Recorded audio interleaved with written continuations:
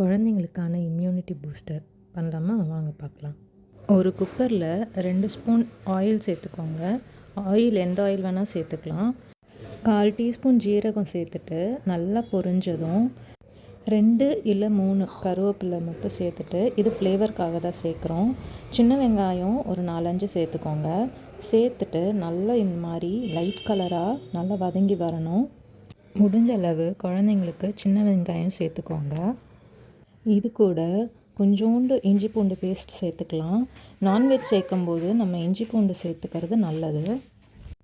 இது கூட வாஷ் பண்ணி வச்சுருக்கிற கோழி ஈரலை சேர்த்துட்டு, சேர்த்ததும் இந்த கலர் வந்துடும். இது கூட ஒரு பிஞ்ச் மஞ்சத்தூள், ஒரு பிஞ்ச் பெப்பர் சேர்த்துருக்கேன். காரம் எவ்வளோ சாப்பிடுவாங்களோ அவ்வளோ சேர்த்துக்கோங்க. பாப்பா 1 இயர் மேலே இருக்காங்கன்னா சால்ட் சேர்த்துக்கோங்க. சேர்த்துட்டு தண்ணி எவ்வளோ வேணுமோ ஆட் பண்ணிவிட்டு 3லேருந்து 4 விசில் ப்ரெஷர் குக் பண்ணிக்கோங்க. ப்ரெஷர்லாம் போன பிறகு ஓப்பன் பண்ணி ஈரல் நல்லா வெந்துடுச்சான்னு செக் பண்ணிவிட்டு குழந்தைங்களுக்கு சர்வ் பண்ணலாம். இது கூடவே நீங்கள் சோக் பண்ண ரைஸும் ஆட் பண்ணி ப்ரெஷர் குக் பண்ணிக்கலாம். நான் இங்கே ஆல்ரெடி குக் பண்ண ரைஸ் சேர்த்துருக்கேன். போட்ட கருவேப்பிலையை நான் எடுத்துட்டேன். நீங்கள் விருப்பப்பட்டால் சேர்த்துக்கலாம். ஈரலை ரைஸ் கூட சேர்த்துக்கோங்க. இந்த அளவு அரைச்சி எடுத்தால் போதும். நெய் சேர்த்து கொடுத்தீங்கன்னா இன்னும் டேஸ்ட்டாக இருக்கும். அப்படியே பேஜை ஃபாலோ பண்ணி சப்ஸ்கிரைப் பண்ணிக்கோங்க. பாய்.